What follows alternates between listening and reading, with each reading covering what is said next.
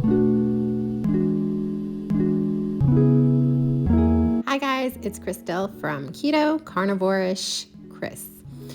I thought I would share what I've been up to. I've been busy since my at-home hair salon has opened back up. I thought I'd get ahead of the weekend and do some of my baking prep in between clients on Thursday. So I made this artisan loaf in my air fryer. I made some hamburger buns and hot dog buns, some Danish, some bagels, which I could use as donuts or bagels. I haven't decided what I'm going to do with them yet at this point. And I also tried to experiment with some whey protein powder instead of egg white protein powder, and I made a cake. I know I had a lot of you ask me about the whey protein powder and if you're able to use that instead of egg white protein powder, so I thought I would do a cake. All these recipes are the same, except this cake I added an extra tablespoon of the whey protein powder instead of the egg protein powder. So I'm gonna start by showing how I mixed the artisan loaf. I took a full cup of egg whites and added it to my stand mixing bowl. I had separated 2 eggs from their yolks and whites and added the whites to the mixture or the bowl as well. Got it ready and started. I started at the highest speed and then I added 1 teaspoon of cream of tartar just in the side there. And as the mixture starts to whiten, I then start to add my egg protein powder. I use 3 hefty tablespoons of egg white protein powder. I slowly add it on the side there in that little slot. This video is speeded up, so it took me about a minute to add the 3 full tablespoons in little bits, just slowly knocking it in. Once that was added, I added 1 teaspoon of xanthan gum, again, just gradually, and then 1 teaspoon of nutritional yeast. I then added 2 teaspoons of confectioners Swerve. So you could use any powdered low carb sweetener. And then I added a dash of salt. So at about 4 minutes, when it starts to get stiff and you have the peaks, I added 1 egg yolk at a time. Originally, I was folding in my egg yolks, but I find it's better just to drop them in one at a time and have the mixer incorporate them. That way my mixture stays more solid and firm. After about 4 minutes and everything is incorporated and good to go, you can see it's quite stiff. I almost have this big ball of dough that holds its shape really well. So a week ago, I used the largest cake pan I had that would fit in my air fryer to make an artisan loaf. This is the pan. It's a regular pan. It doesn't have nonstick coating. Today I decided to put it just right in my air fryer basket. I have the Ninja Foodie. So the basket is nonstick and I just started shaping my artisan loaf.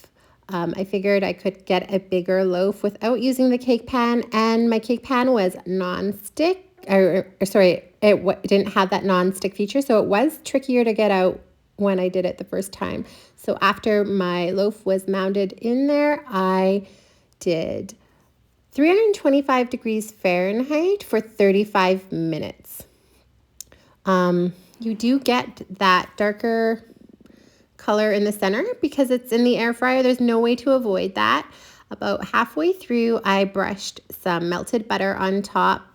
I did this because I find I like the crust better with the melted butter. I don't get flaky crusts. It tastes really good and it keeps the color really nice.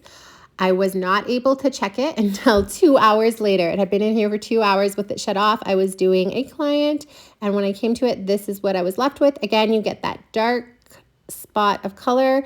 There's no way to avoid that in the air fryer. If you were to do it in the oven, I'm sure you wouldn't get that spot. It was super easy to get out of my air fryer compared to the cake pan that I had used the week prior, and the bottom was really nice. I've And my air fryer was super easy to clean too. I have been using my electric carving knife to do my bread slices lately, and I really like it. You get a nice clean cut. I can make the bread slices a little bit smaller, and it goes super fast. It's been really hot lately, so that's why I decided to use my air fryer to make the bread.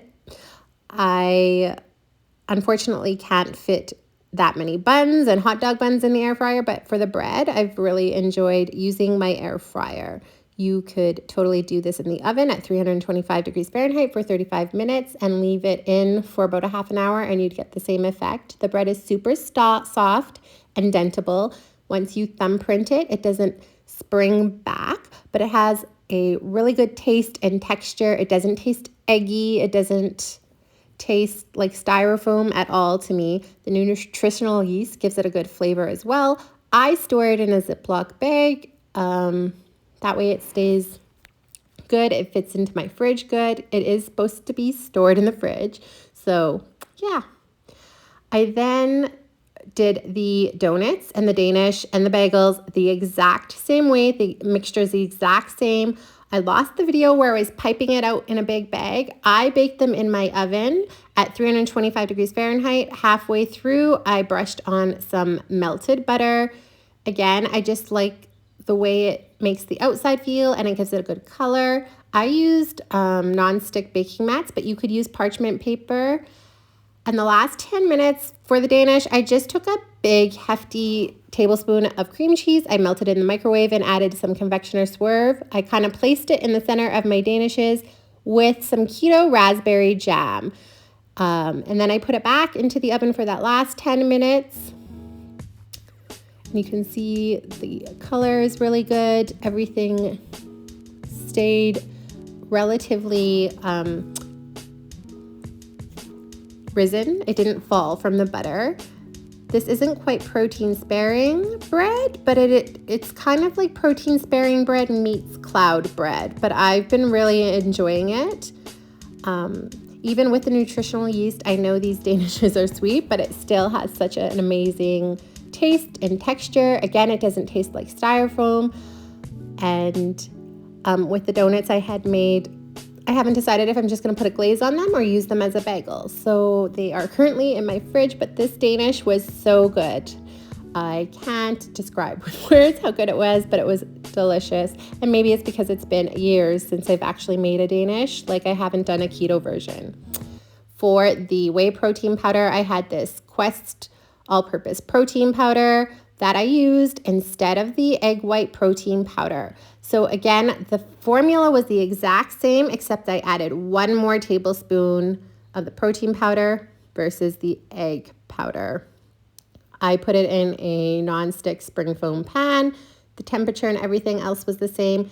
It didn't stay as risen, if that's how you would explain it, but it still had a good crust. The parchment paper was a bit tricky for me to get off. I didn't mind the taste at all. I peeled some off that parchment paper and it tasted really good. The texture was good. I wrapped it up and put it in my fridge. I actually haven't used it yet. Tonight I'm going to put a whipped cream topping on and some fruit, but this was the next day and it was still really good texture-wise. I will let you know how it tastes, but it's held up really well. So yeah, these are all keto, low carb friendly. I'm not sure you could classify them as protein sparing because of the yolk and the butter. Most of you know I've been doing protein sparing. I'm so happy I came across Maria Emmerich's protein sparing bread. That's where this is inspired from. I will post her video below. This Danish again was the best part. I definitely want to try a French loaf styled bread in my oven instead of the air fryer. I've even used this basic recipe a while back for those hot dogs I did in the oven, except I added cheese and sesame seeds. I will link that video below too. But yeah, I just thought I'd share. I hope you guys have enjoyed this video. If you did, don't forget to give it a thumbs up. And also don't forget to subscribe and hit the notification bell. And until next time, bye guys. Thanks for watching.